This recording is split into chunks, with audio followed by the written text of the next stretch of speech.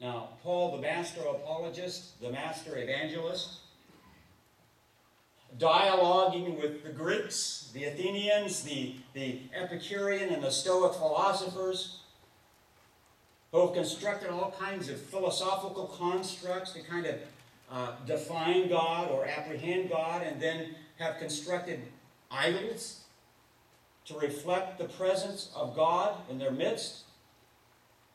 And so Paul, engaging them, speaking their language, using the language of their poets. And it's interesting. In biblical literature, we have non-biblical sources quoted, and here Paul is quoting one of the Greek poets. In him we live and move and have our being.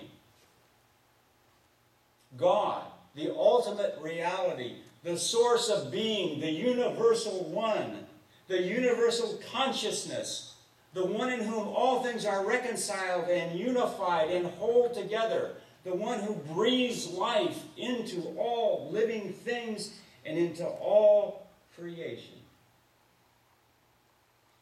And yet, as Paul goes on and tweaks his apology, it's clear that God is not just some philosophical concept, not just some metaphysical concept, but this God is one with whom we can enter into a relationship with. In fact, Paul says, how close is he? He's as close as our next breath. He is not far from each of us. God's presence is not localized in a place.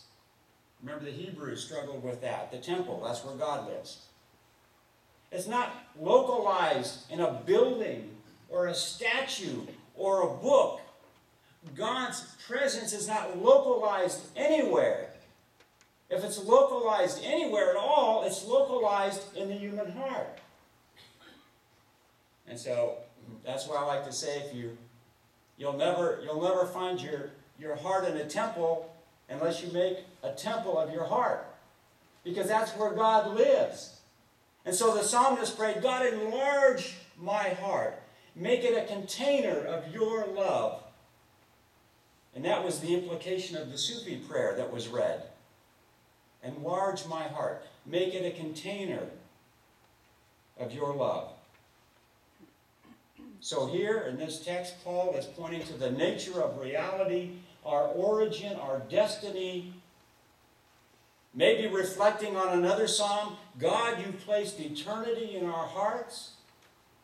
Think about that. Get your mind around that one. God, you've placed eternity in our hearts. There is a universe within. Eternity in our hearts. I love Robin Williams, and I love the way he narrated the Disney Aladdin movie. And you know, this great big powerful genie that lives in this little tiny lamp. And I love this one line where he says, great big genie, little bitty living space. Great big God, little bitty living space. The human heart. No wonder the psalmist said, God, enlarge my heart. There's so much there that God wants to fill us with. How big is your heart? Well, that's another sermon. That would be a good title for another sermon.